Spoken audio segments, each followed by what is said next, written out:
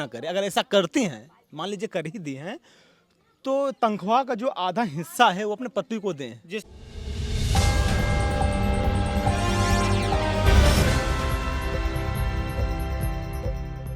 नमस्कार दोस्तों, मेरा नाम है प्रमोद गुप्ता और आप देख रहे हैं जय भारत न्यूज। इस वक्त मेरी मौजूदगी उत्तर प्रदेश के प्रयागराज जिले में है। अभी एसडीएम ज्योति मौर्य और आलोक मौर्य का प्रकरण शांत भी नहीं हुआ था कि ऐसा ही एक मामला प्रयागराज जिले में फिर से आ गया है। रविंद्र जो है अपनी पत्नी रेशमा को पढ़ाते लिखाते हैं, ऐसा रविंद्र जी का आरोप है।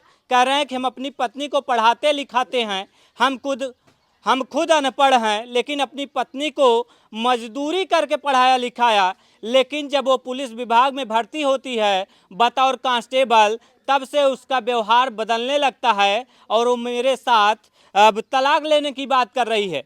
तो उसी गांव में हम पहुंचे हैं, देख सकते हैं तमाम लोग हैं गांव के। क्या नाम हुआ भैया? नन्हे भारती। नन्हे जी, एक बात बताइए, जिस तरह से आलोक मौर्य और ज्योति मौर्य का भी प्रकरण शांत भी नहीं हुआ था, जिस तरह से आलोक मौर्य आरोप लगा रहे थे, कह रहे थे कि हम अपनी पत्नी को पढ़ाते लिखाते हैं, एसडीएम बनवाते हैं, फिर अब वो मुझसे तलाक ले रही है दूसरे के साथ अफेयर में।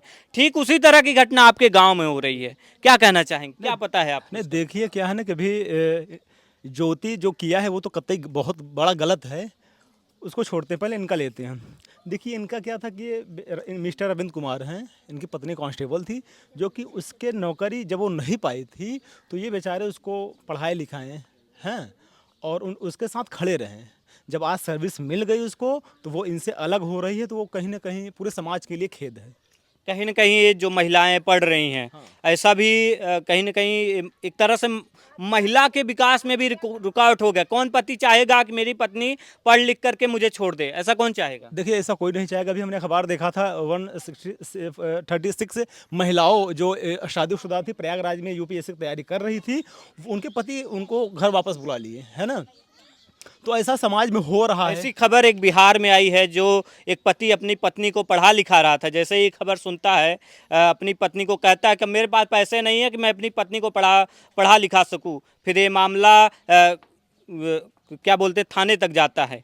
तो कहीं ना कहीं ऐसे खबरों से लोगों के दिमाग में एक असंतुलित विचार भी पैदा हो रहा है। बिल्कुल बिल्कुल बिल्कुल, उनके मन में भय है कि कहीं हम अपने पत्नी को पढ़ा देंगे, अगर सर्विस दिला देंगे या उस काबिल बन जाएगी तो कहीं ना इनको डर है कि वो छोड़ के चले जाएगी, जैसा कि हो रहा है ना। तो इस पे हमारे जो सूबे के मुख्यमंत्री जी हैं, पूजनीय योगी जी महाराज, उनको एक कोई कानून बनाना चाहिए संविधान के तहत कि जो महिला ऐसा कर रही हैं वो ऐसा ना करे। अगर ऐसा करती हैं, मान लीजिए कर ही दी हैं, तो तनख्वाह का जो आधा हिस्सा है वो अपने पति को दें। जिस तरह से एक पत्नी पति से भत्ता लेती है, उसी तरह से एक पति भी भत्ते का हकदार हो उसकी कमाई में। आप यही चाहते हैं? या पूरा भाई, क्यों नहीं, पूरा मैं यही चाहता हूँ। नहीं, ऐसा होना चाहिए, सब चाहते हैं। क्योंकि देखिए अगर मैं ही हूँ, मेरी पत्नी, अगर मैं हूँ अपनी पत्नी को छोड़ दूंगा तो अगर हाई कोर्ट सुप्रीम कोर्ट जाएगी तो यही प्रावधान रखेगी ना कि भाई उनका आधा कमाई का हिस्सा मुझे मिलना चाहिए, है ना। तो इस तरह से रविंद्र ने उसको पढ़ाया लिखाया, इस काबिल बनाया,